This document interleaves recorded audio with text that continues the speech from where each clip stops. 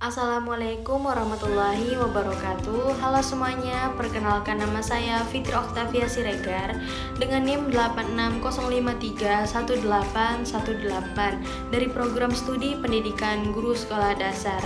Pada video kali ini saya akan menyelesaikan tugas 3 mata kuliah filsafat ilmu dengan materi filsafat ilmu dan isu kontemporer pendidikan nasional. Baik, kita akan membahas mengenai makna pilar dalam pendidikan. Dalam pandangan filsafat, pilar pendidikan itu artinya adalah dasar atau tiang utama yang menopang seluruh kegiatan pendidikan. Ibarat sebuah bangunan, ia tidak akan bisa berdiri kokoh jika tidak memiliki tiang yang kuat. Begitu juga pendidikan, pilar inilah yang membuatnya tetap tegak dan teratur. Pilar ini berfungsi untuk menentukan kemana arah pendidikan akan dibawa, apa saja tujuannya, dan bagaimana memastikan kualitasnya tetap baik dan benar. Selain itu, pilar ini juga menjadi landasan utama untuk membentuk 3 hal penting pada diri peserta didik, yaitu watak atau karakter, pengetahuan, serta berbagai macam keterampilan yang dibutuhkan.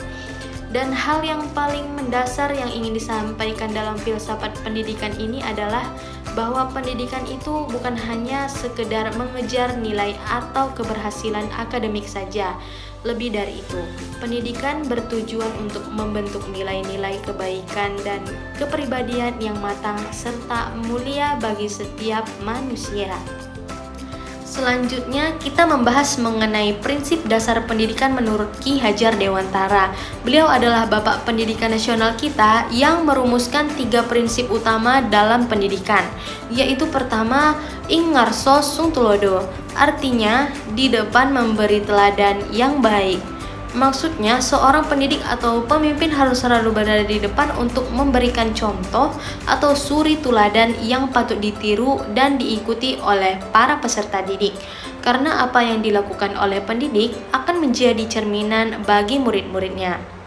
Kedua, ing madiyah mangun karso, artinya di tengah membangun dan membangkitkan semangat.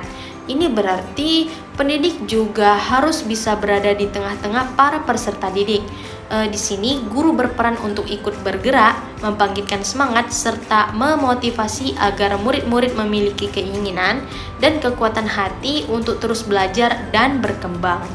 Ketiga, tuturi handayani, artinya di belakang memberi dukungan dan dorongan. Maksudnya, para peserta didik sudah mulai mampu berjalan sendiri. Pendidik dapat berdiri di belakang untuk senantiasa memberikan dukungan, semangat, dan dorongan agar mereka semakin percaya diri, berani melangkah, dan mampu mencapai cita-cita yang diinginkan. Ketiga prinsip ini saling melengkapi, mengajarkan bahwa pendidik itu memberikan contoh, membangkitkan semangat, serta senantiasa mendukung dari belakang agar pendidikan berjalan dengan baik dan sempurna.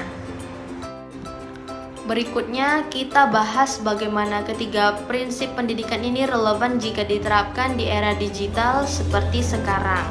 Pertama, ing ngarso sung telodo. Di zaman teknologi ini, maknanya menjadi guru harus mampu menjadi teladan yang baik dan bijak dalam menggunakan teknologi serta media sosial. Sebagai pendidik, guru harus terlebih dahulu menunjukkan cara memanfaatkan gawai dan dunia maya dengan sopan, benar, dan bertanggung jawab agar bisa dicontoh oleh para siswa.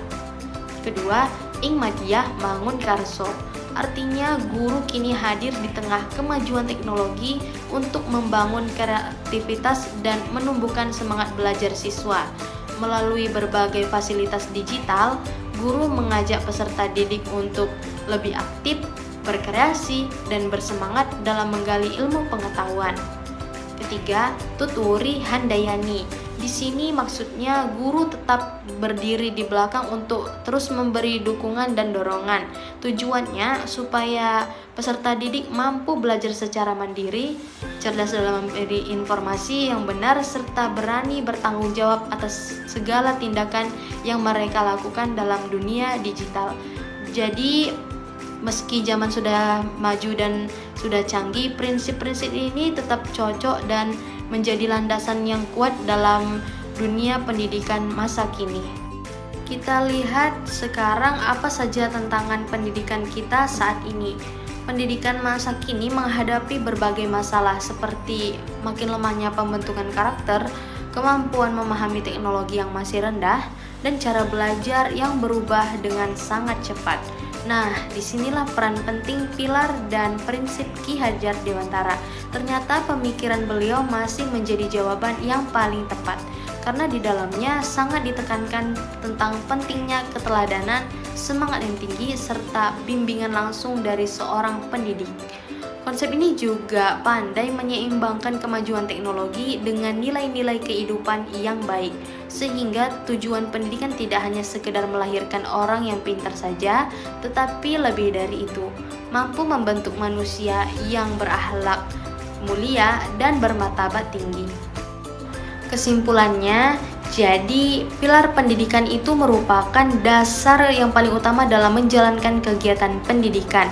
Penerapannya dilandasi oleh prinsip oleh Ki Hajar Dewantara, yaitu menjadi suri teladan yang baik, mampu membangkitkan semangat belajar, serta senantiasa memberikan dukungan dan dorongan. Hingga saat ini, prinsip tersebut ternyata masih sangat relevan dan tepat guna untuk menjawab segala tantangan yang ada di zaman sekarang. Hal ini karena pendidikan yang sesungguhnya tujuannya tidak hanya sekedar untuk mengembangkan ilmu pengetahuan dan kemajuan teknologi saja, melainkan juga memiliki kewajiban yang sangat besar, yaitu turut membentuk kepribadian serta akhlak yang mulia dan baik bagi setiap peserta didik. Demikian presentasi penjelasan dari saya, semoga bermanfaat. Saya ucapkan terima kasih.